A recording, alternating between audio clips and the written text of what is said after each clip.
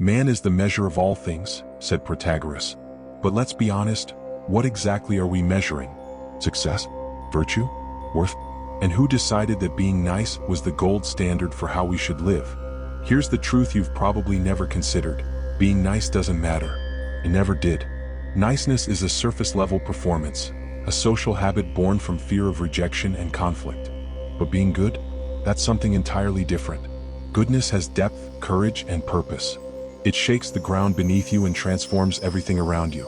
So, why do we waste so much energy on being nice when the real power lies in something far greater? Niceness is a peculiar thing. On the surface, it seems harmless, even virtuous. After all, isn't it better to be nice than to be rude, selfish, or abrasive? But look a little closer and you'll see that niceness isn't all it's cracked up to be. In fact, it's often a mask, an elaborate performance designed to keep us safe, accepted, and liked. But at what cost? What do you lose when you prioritize being nice over being real? Let's peel back the layers. Niceness is, above all, about avoidance. Think about it. When you're being nice, what are you really doing? You're avoiding conflict, avoiding rejection, avoiding discomfort. That forced smile when someone interrupts you? Niceness. That polite, sure I can help, when you're already overwhelmed? Niceness. That apology you didn't owe but gave anyway just to smooth things over? Niceness again. It's not about generosity or kindness, it's about self-preservation. And while there's nothing inherently wrong with wanting to avoid pain, living a life defined by avoidance is no life at all. Here's the problem. Niceness prioritizes external harmony at the expense of internal truth. It's a way of saying your comfort matters more than my authenticity. And when you do that enough, when you suppress your real thoughts, feelings, and needs to keep the peace, you start to lose yourself. You become a chameleon, adapting to everyone else's expectations, but never quite showing your true colors. And over time, that takes a toll. You felt it, haven't you? The resentment bubbling beneath the surface when you say yes to something you don't want to do. The frustration when someone takes advantage of your niceness, knowing you won't push back.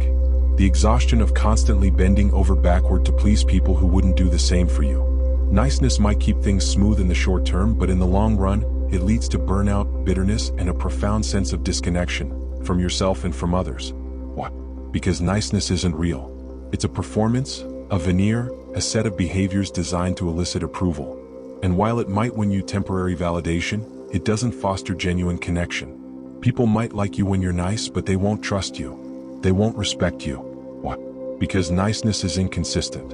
It bends with the wind, prioritizing short-term harmony over long-term integrity. And deep down, people can sense that. They can sense when you're saying what you think they want to hear, rather than what you truly believe. Let's get psychological for a moment. The roots of niceness often lie in fear. Fear of rejection, fear of judgment, fear of conflict. As children, we learn that being agreeable wins us praise, while being difficult or assertive invites criticism. So we adapt. We learn to smile, nod, and say the right things, even when they don't reflect how we truly feel. But this adaptation, while useful in childhood, becomes a trap in adulthood. It keeps us stuck in patterns of people-pleasing and self-sacrifice, afraid to rock the boat or stand our ground. This fear-based niceness isn't just exhausting, it's disempowering. It sends a clear message to the world: I don't matter as much as you do. When you're nice at the expense of your truth, you teach others that your needs are flexible, your boundaries are negotiable, and your voice is optional. And guess what? People will take you at your word. They'll treat you as you present yourself. If you act like a doormat, they'll walk all over you. Not because they're malicious, but because you've shown them that it's okay. Contrast this with authenticity. When you're authentic, you prioritize honesty over harmony. You're not afraid to say no, to speak your mind, to set boundaries. And while this might create some friction in the short term, it builds trust and respect in the long term. Why? Because authenticity is consistent. It doesn't bend with the wind. It doesn't tell people what they want to hear. It tells them the truth. And people crave truth even if it's uncomfortable. But let's not confuse niceness with kindness. They're not the same thing. Kindness comes from a place of strength. Niceness comes from a place of fear. Kindness is deliberate, generous, and rooted in empathy. It's about giving because you want to, not because you feel obligated. Niceness, on the other hand, is about avoiding negative outcomes. It's about keeping the peace, not making a difference. Kindness is proactive. Niceness is reactive. And when you start to prioritize kindness over niceness, everything changes. Let's ground this in an example. Imagine a friend asks you for a favor, something that will take time and energy you don't really have. If you're being nice, you'll say yes even though you don't want to. You'll do the favor, but you'll resent them for asking and yourself for agreeing. If you're being kind, you'll pause. You'll consider your capacity, your boundaries, your truth. And if the answer is no, you'll say so, not out of selfishness, but out of respect for both yourself and your friend. That's the difference. Niceness prioritizes short-term harmony. Kindness prioritizes long-term integrity. So where does that leave us? If niceness doesn't matter, what should we strive for? The answer is authenticity. Authenticity doesn't mean being harsh, selfish, or unkind. It means being real. It means showing up as you are, speaking your truth, and acting in alignment with your values. It means setting boundaries, saying no when you need to, and trusting that the people who matter will respect you for it. Here's a thought experiment. Imagine you stopped trying to be nice. Imagine you stopped forcing smiles, giving empty compliments, and saying yes out of guilt. What would change? How would your relationships shift? How would you feel about yourself? Scary, isn't it? But also freeing. Because when you let go of niceness, you make room for something much more powerful. Authenticity, integrity, and genuine connection. Niceness might keep the peace, but it won't change the world. It won't deepen your relationships or lead to real success. It won't make you happy. So why cling to it? Why not let it go and see what happens when you start living and loving with authenticity instead? Goodness is misunderstood. People often think it's just a more intense version of being nice, a nicer form of niceness. But that couldn't be further from the truth. Goodness isn't about being agreeable or accommodating. It's not about avoiding conflict or smoothing over discomfort. Goodness is about strength, integrity, and a deep commitment to what's right even when it's hard. Especially when it's hard. Niceness whispers, keep everyone happy. Goodness declares, do the right thing. And sometimes the right thing is messy, uncomfortable, even painful. Goodness doesn't shy away from the tough choices, it embraces them. It understands that growth and change don't happen in comfort. They happen in the friction of honesty, the heat of courage, and the depth of real connection. Let's explore why goodness is so powerful. First, goodness is active while niceness is passive. Niceness waits to be told what to do. It responds to the needs and expectations of others, bending and adapting to avoid rocking the boat. But goodness? Goodness takes initiative. It asks, what do I stand for? What do I value? What can I contribute? Goodness is proactive. It doesn't just react to the world, it shapes it. Consider this. Niceness avoids confrontation, but goodness seeks resolution. Niceness might smile and nod through a difficult conversation, leaving the deeper issues untouched. But goodness digs in. It has the hard conversations, asks the tough questions, and doesn't back down when things get uncomfortable. Because goodness isn't about pleasing people. It's about creating real, meaningful change. Philosopher Immanuel Kant believed in what he called the categorical imperative, the idea that we should act in ways we'd want everyone else to act. For Kant, goodness wasn't about being liked or admired. It was about doing what's universally right, even when it's inconvenient or unpopular. That's the essence of goodness. It's rooted in principles, not appearances. It's driven by purpose, not approval. But here's the thing. Goodness isn't always easy to recognize. It doesn't wear the same mask as niceness. Sometimes, goodness looks like confrontation. It looks like saying no when everyone expects a yes. It looks like holding someone accountable even when it's uncomfortable. It looks like standing alone when the crowd is wrong. Goodness isn't loud or flashy. It's steady, consistent, and deeply grounded. Let's talk about boundaries. One of the most important aspects of goodness is the ability to set and maintain boundaries. Niceness says, I'll do whatever you need, no matter the cost to me. Goodness says, I'll help you if I can, but not at the expense of my own well-being. Boundaries aren't selfish, they're essential. They protect your energy, your values, and your ability to give authentically. Without boundaries, you can't be good to anyone, including yourself. And yet, setting boundaries is one of the hardest things for nice people to do. Why? Because boundaries create discomfort. They challenge the idea that you have to be everything to everyone. They force you to say no, to disappoint people, to risk being seen as selfish or difficult. But here's the truth, boundaries aren't barriers. They're bridges. They create the conditions for real, honest relationships. When you set boundaries, you're not rejecting people. You're inviting them to engage with you authentically. Goodness also requires courage. It's easy to be nice when everything is going well, when there's no conflict or tension. But goodness shows up in the tough moments. It's the voice that says, this isn't right and I need to speak up. It's the strength to admit when you're wrong, to apologize when you've hurt someone, to forgive when someone's hurt you. Courage and goodness are inseparable. Without courage, goodness becomes hollow, a set of empty intentions with no real impact. Take leadership as an example. The best leaders aren't the ones who are nice to everyone, they're the ones who are good. They set clear expectations, hold people accountable, and make tough decisions when necessary. They don't avoid conflict, they navigate it with integrity. They don't prioritize being liked, they prioritize being effective. And in the process, they earn respect, not because they're perfect, but because they're authentic. Goodness in leadership isn't about avoiding mistakes. It's about owning them, learning from them, and using them as opportunities to grow. This brings us to an important distinction. Goodness isn't perfection. It's not about never making mistakes or always knowing the right thing to do. Goodness is about intention and effort. It's about striving to do what's right even when you fall short. It's about being honest with yourself and others, admitting when you're wrong and committing to growth. Niceness tries to avoid mistakes. Goodness uses them as fuel for change. Let's look at an example from everyday life. Imagine a friend comes to you for advice. They're in a difficult situation and they're looking for support. If you're being nice, you might tell them what they want to hear, avoiding anything that might upset them. But if you're being good, you'll tell them the truth, even if it's hard for them to hear. Why? Because goodness prioritizes honesty over comfort. It values growth over harmony. And while your friend might not appreciate it in the moment, they'll respect you for it in the long run. Here's another key aspect of goodness. It's not about perfection, but progress. Goodness isn't static. It evolves as you grow and learn. It requires self-reflection, humility, and a willingness to adapt. It's not about having all the answers. It's about asking the right questions. Am I acting in alignment with my values? Am I contributing to something greater than myself? Am I treating others, and myself, with respect? These are the questions that guide goodness. Goodness also invites us to look beyond ourselves. While niceness often focuses on pleasing individuals, goodness considers the bigger picture.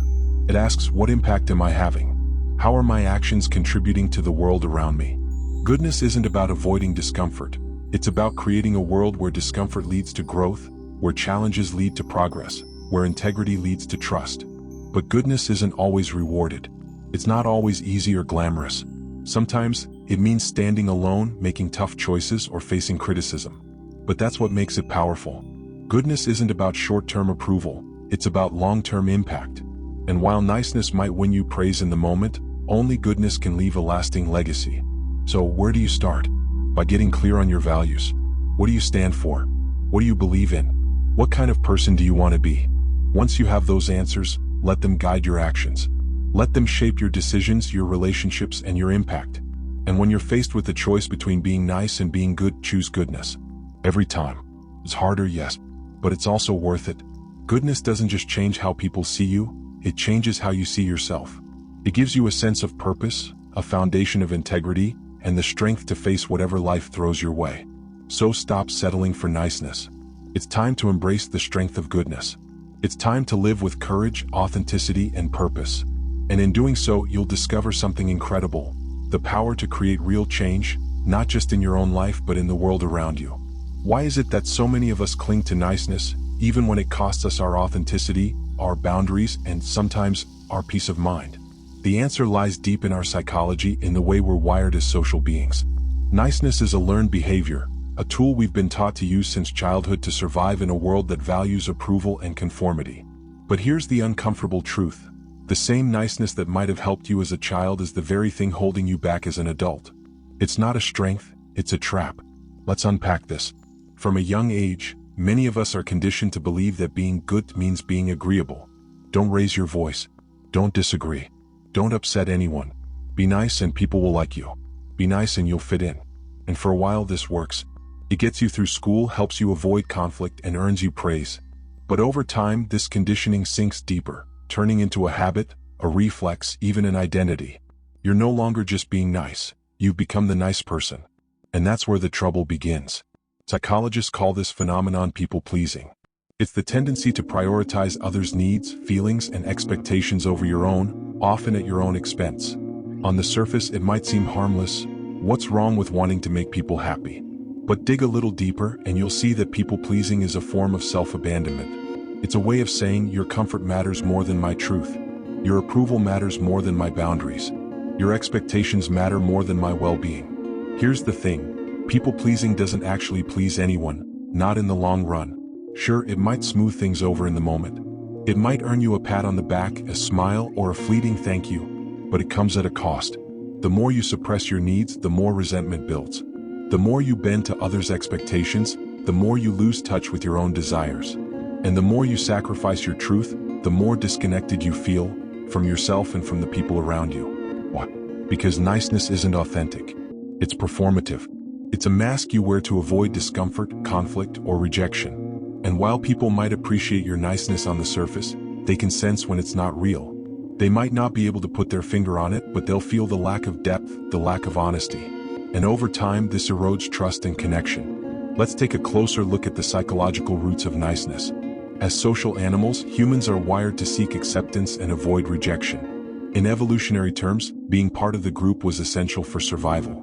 Rejection wasn't just emotionally painful, it was a potential death sentence. So we developed strategies to stay in the group. Agreeableness, conformity, and yes, niceness.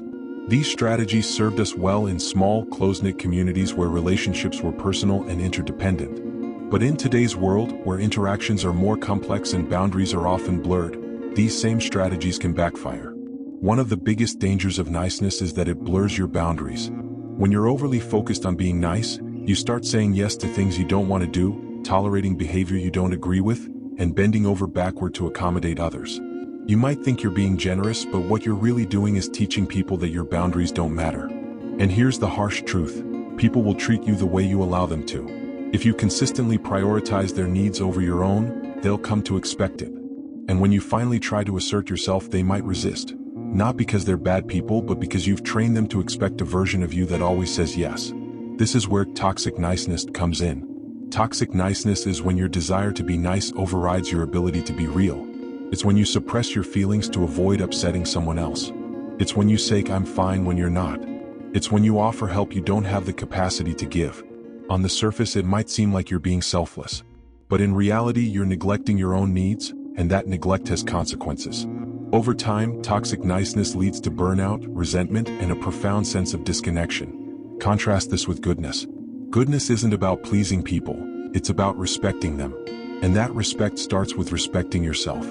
When you're good, you don't bend to every demand, agree with every opinion, or tolerate every behavior. You set boundaries. You say no when you need to. You prioritize your well-being, not out of selfishness, but because you understand that you can't truly give to others if you're running on empty. Goodness is about balance. Balancing care for others with care for yourself, balancing honesty with compassion, balancing generosity with integrity. This brings us to an important psychological concept: self-validation. People-pleasers often rely on external validation to feel good about themselves. They need the approval, praise, or acceptance of others to feel worthy.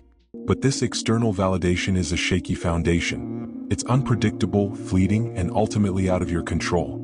Self-validation, on the other hand, is unshakable. It's the ability to affirm your own worth, regardless of what others think. And self-validation is a cornerstone of goodness. When you don't need others to validate you, you're free to act from a place of authenticity rather than fear. Goodness also requires something that niceness doesn't: courage. It takes courage to set boundaries, to say no, to disappoint people. It takes courage to speak your truth, even when it's uncomfortable. It takes courage to risk conflict in the name of honesty. Niceness avoids these challenges, but goodness embraces them. Why? Because goodness understands that growth, connection, and trust are forged in the fire of authenticity. They can't exist without it. So, how do you break free from the trap of niceness and step into goodness? The first step is awareness. Pay attention to the moments when you're being nice at the expense of being real. Ask yourself, am I saying yes because I want to, or because I feel like I have to? Am I suppressing my feelings to avoid conflict? Am I prioritizing their comfort over my truth?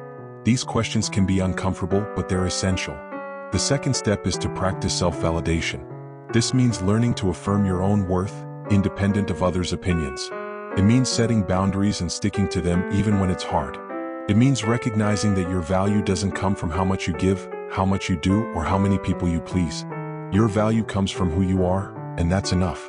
The third step is to embrace conflict as a necessary part of life. Conflict isn't something to fear, it's something to navigate.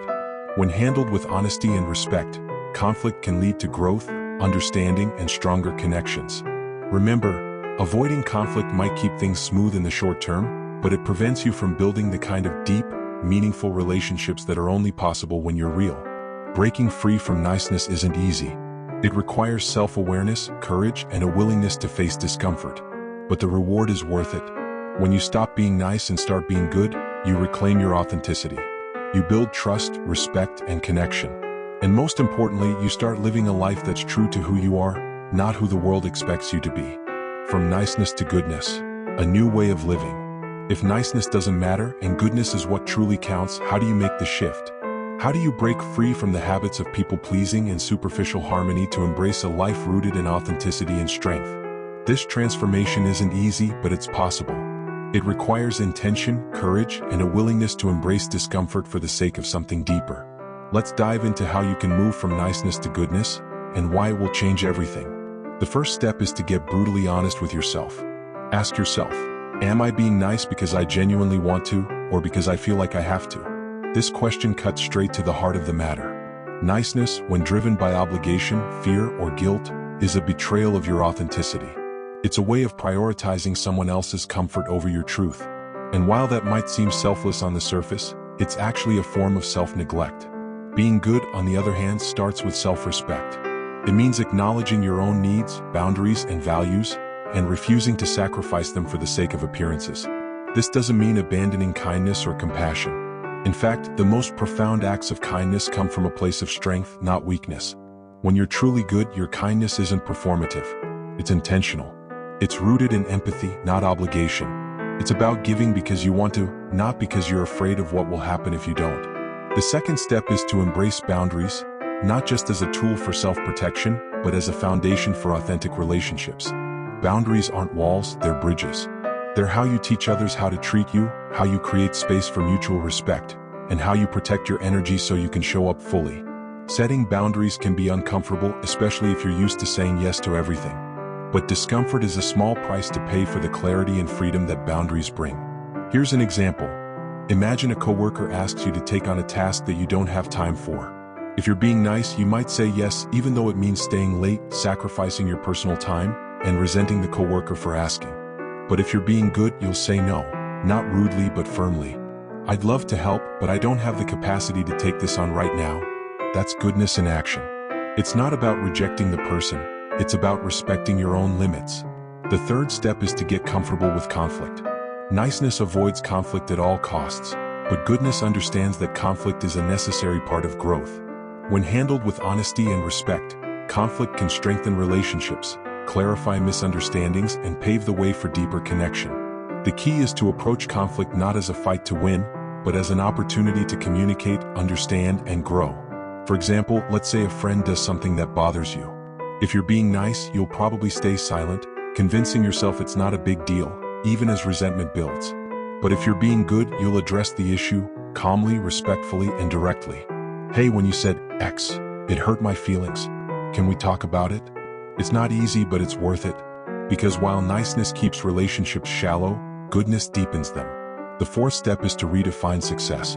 In a world that glorifies niceness, it's easy to fall into the trap of measuring your worth by how many people like you, how often you're praised, or how much approval you receive. But this is a losing game. Approval is fleeting, and it often comes at the cost of your authenticity. True success isn't about being liked, it's about being respected. It's about living in alignment with your values, building meaningful relationships, and making a positive impact on the world around you. Philosopher Friedrich Nietzsche once said, "You have your way, I have my way. As for the right way, the correct way, and the only way, it does not exist." This is the essence of goodness. It's not about following someone else's script or meeting someone else's expectations. It's about finding your own way, your own truth, and living it unapologetically. That's what makes goodness so powerful. It's not dependent on external validation. It's rooted in who you are, not what others want you to be. Living with goodness also means embracing imperfection. Niceness often comes from a fear of making mistakes, disappointing others, or being seen as flawed. But goodness understands that imperfection is part of being human. It's not about getting everything right, it's about trying, learning, and growing. When you let go of the need to be perfect, you free yourself to take risks, make mistakes, and become the best version of yourself.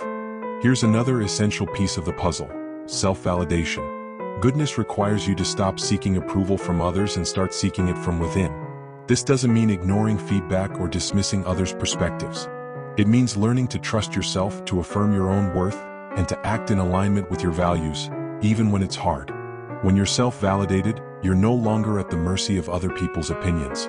You're free to live authentically, unapologetically, and boldly. Finally, the shift from niceness to goodness requires intentionality. It's not something that happens by accident. It's a choice you make moment by moment, interaction by interaction. It's about pausing before you speak or act and asking yourself, am I doing this to avoid discomfort or because it's the right thing to do? Am I being true to myself, or am I trying to fit into someone else's expectations? Am I choosing short-term harmony or long-term integrity? The answers to these questions won't always be easy, but they will always guide you toward a life that's richer, deeper, and more fulfilling. Because here's the truth: niceness might keep the peace, but it won't change the world. It won't deepen your relationships or lead to real success. It won't make you happy. Goodness, on the other hand, has the power to transform everything. So where do you go from here? You start by making small, intentional changes. Speak up when something bothers you. Set a boundary when you need to. Say no when your plate is full. And above all, stay true to yourself even when it's hard. Over time, these small acts of goodness will add up. They'll reshape your relationships, your sense of self, and your impact on the world. Goodness isn't about being perfect. It's about being real. It's about living with integrity, acting with courage, and embracing the messiness of being human. It's about prioritizing what truly matters, not fleeting approval but lasting respect.